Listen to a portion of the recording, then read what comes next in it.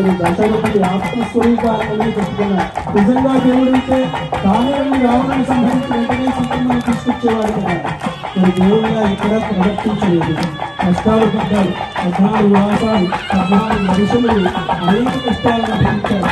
సీతమ్మను తీసుకురావడానికి ఒక్కొక్కరి సహాయాన్ని కోరారు. ఒక్కొక్కరిని తీరపెట్టుకున్నారు. బ్రాహ్మణుని విద్యాన్ని సమస్తమైనటువంటి మొత్తం కలములను అన్నిటిని కూడబెట్టుకొని పుత్రుని యొక్క సహాయాన్ని కోరి అది ధర్మం అంటే. ధర్మం అంటే ఏంటి? మన ముందు ఉన్నటువంటి అవకాశాన్ని వాడుకోవడం కాదు.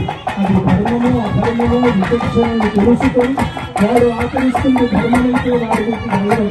వాడు దుర్మార్గుడైతే వాడు ఎంత గొప్పవాడైనా వాడు దూరం పెట్టి తిరిగాడు. ఇదే రాముడు ఆచరించినటువంటి ధర్మం.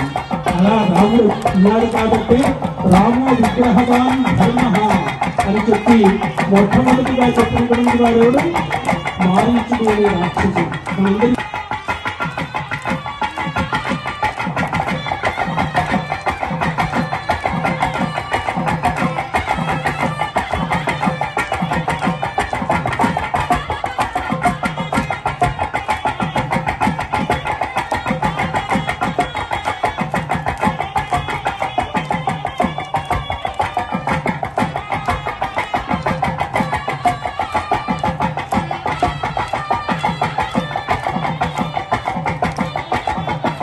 గోవిందా